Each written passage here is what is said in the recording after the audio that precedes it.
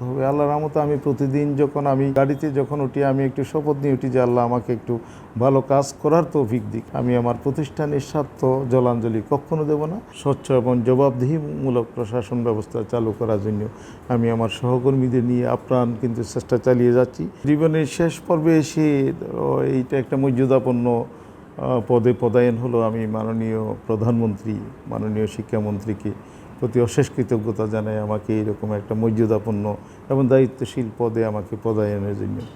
তারা যে উদ্দেশ্যে আমাকে পদায়ন করেছে আমি তার জন্য আমি আপ্রাণ চেষ্টা করে যাব। এমসি কলেজের প্রভাষক হিসেবেই আমি আমার জীবনটা শুরু করেছি।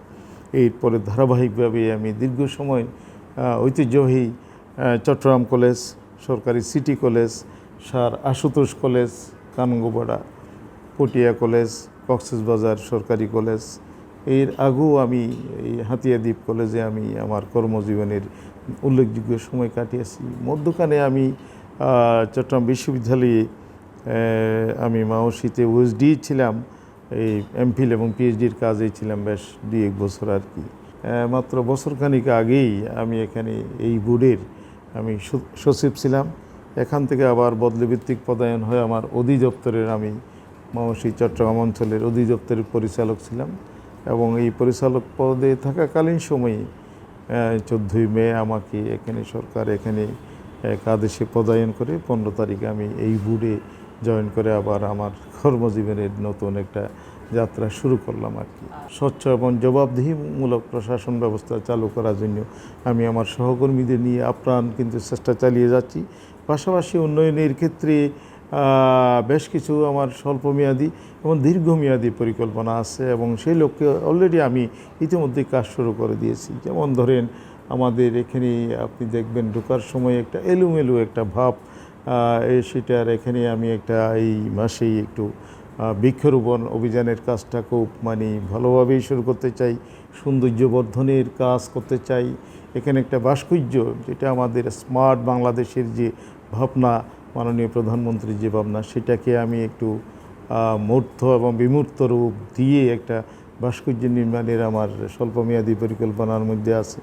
এরপরও এই বোর্ডের কিন্তু অবকাঠামোগত অনেক সংকট আছে, বিশেষ করে ইলেকট্রনিক্স ডিভাইসগুলোর ক্ষেত্রে যেসব কাজগুলো আমরা করি প্রতিনিয়ত, এখানে নানান ধরনের থ্রেট, ঝুঁকির জায়গাগুলো আছে।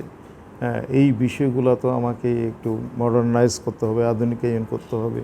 আমার বিভাগের বিশেষ করে আজকের দিনে পরীক্ষার শাখাটা কে যদি স্মার্ট হিসেবে গড়ে তুলতে না পারলে তো খুব সমস্যা হচ্ছে প্রতিনিয়ত। সেই জন্য কম্পিউটার শাখাটাকে আমি একটু ঢেলে সাজানোর আমার পরিকল্পনা আছে। তবে আল্লাহর রহমতে আমি প্রতিদিন যখন আমি আমার ড্রাইভার বলতে পারবো, গাড়িতে যখন উঠি আমি একটু শপথ নিয়ে উঠি যে আল্লাহ আমাকে একটু ভালো কাজ করার তৌফিক দিক, আমি যাতে সৎভাবে পরিচালিত, এইভাবেই কিন্তু আসি, চেষ্টা করি। বাদ বাকি আমি জানি না। আমি নিজেকে সৎ রেখে যতটুকু সম্ভব 100% একদম যে আমি সব কিছু করতে পারবো এই সমাজে, সেটা আমি নিশ্চয়তা দেব না। কিন্তু আমি মুঠা দাগে যেটা বলতে চাচ্ছি যে আমি আমার প্রতিষ্ঠানের স্বার্থ জলাঞ্জলি কখনো দেব না এবং সৎভাবে আমি নিজে চলবো। আমার প্রতিষ্ঠানকে সৎভাবে পরিচালিত করার জন্য আমার প্রয়াস নিরন্তর এবং আন্তরিক প্রয়াস অব্যাহত থাকবে। তারা এখানে সুপ্রশাসন এখানে কায়েম করার জন্য এই বোর্ডে তারা কিন্তু আমার সবচেয়ে ঘনিষ্ঠ সহযোগী হবে, অপরিহার্য সহযোগী হিসেবে থাকবে।